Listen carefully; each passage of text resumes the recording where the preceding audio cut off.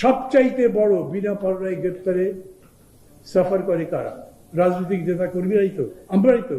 রাজনৈতিক নেতা কর্মীরা কি বলে সেটা শোনেন, একই কথা বলবে, মানে কথায় কথা আসে। কাজগুলো পারেন না, চাপাবাজি করেন, এগুলো বন্ধ করেন। কেন বলি? এই যে মব ভায়োলেন্স হচ্ছে, এই মব ভায়োলেন্সে পুরো দেশ এখন তোলপাড় হয়ে যাচ্ছে না? একজন আরো বড় ধরনের উপদেষ্টা, মানে সরকারি উপদেষ্টা নয়, প্রধান উপদেষ্টার উপদেষ্টা বা সহকারী যেরকম করে বলেন, প্রেস দেখেন, তিনি বলেছেন এটাকে মব ভায়োলেন্স না বলে প্রেসার গ্রুপ বলা উচিত।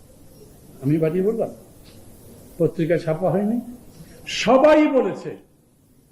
রাত্রেবেলা 1টা 2টার সময় 100, 200, 300 লোক নিয়ে গিয়ে বাড়ি ঘেরাও করে একজন মানুষকে টেনে হিচড়ে বের করে রাজপথের মধ্যে দাঁড় করিয়ে তাকে চড়াচ্ছেন, জুতা দিয়ে পেটাচ্ছেন, তার গালে পেটাচ্ছেন। এগুলো কোনো কালচার? আমাদের জাতির এগুলো আছে? একটা অন্যায় যদি সে করে, নিশ্চয়ই যাকে ধরেছিল সেই প্রধান নির্বাচন কমিশনার আমাদের দেশের নির্বাচন ব্যবস্থাটা ধ্বংস করে দিয়েছে। বিচার করে পারলে ফাঁসি দেন, বিচার করে পারলে তাকে দৌড়া মারেন, আরো কোনো শাস্তি দেওয়ার মতো তাকে দেন। কিন্তু কিছু কিছু লোক গিয়ে বাড়িতে হামলা করবে। গতকাল হামিম গ্রুপের চেয়ারম্যান AK আজাদের বাড়িতে অনেকে গিয়ে বাড়িটাই রেখে ভেঙে দিয়েছে, আমি ছবি দেখি যাই। তো এই বাড়ি ভাঙার কালচার যদি চলতে থাকে তাহলে দেশে গণতন্ত্র হবে কিরকম করে? গণতন্ত্র এইরকম অনেক ঘটনাই ঘটছে। একটা থানাতে 2 জনকে গ্রেপ্তার করে আনছে, পাটগ্রামের ব্যাপার, দেখেছেন না? তারপরে শত শত লোক গিয়ে সেই থানা ঘেরাও করে তাকে ছাড়িয়ে নিয়ে গেছে।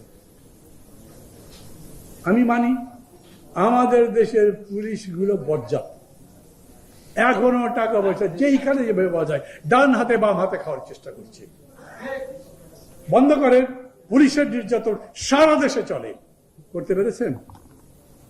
পুলিশকে এখন পর্যন্ত বলেছেন দেখো দেশটা বদলে গেছে, তোমরা বদলে যাও, তোমরা যদি বদলাও আমরাও তোমাদের বন্ধু। মানি, আমি বলছি এরকম বলেন তাদেরকে। 15 বছর ধরে যে নির্যাতন অত্যাচার সরকারের নির্দেশে পুলিশ জনগণের উপর করেছে, মানুষের ক্ষোভ বিক্ষোভ সেটার প্রকাশ হয়েছে। আমি জাস্টিফাই করছি না কিন্তু তারপরে বলি, আপনি যদি চর মারেন বা ওই যে বলে যায় ইট মারলে পাটকেলটি খেতে হয়, মানুষের উপরে এত বড় অত্যাচার করেছেন, সেই মানুষ যখন দেখেছে ওই পুলিশ আবারও আমাকে গুলি করছে, মেরে ফেলছে, তখন তারা পুলিশকে পাল্টা আঘাত করেছে, মারতে মারতে মেরে ফেলছে, লটকে রেখেছে অন্য জায়গাতে। ভালো কাজ হয়েছে না, ওটা দেখে আমি ভালো বলবো না, কিন্তু এই কারণে ওনারা হাজার হাজার চাকরিতে জয়েন করছেন না।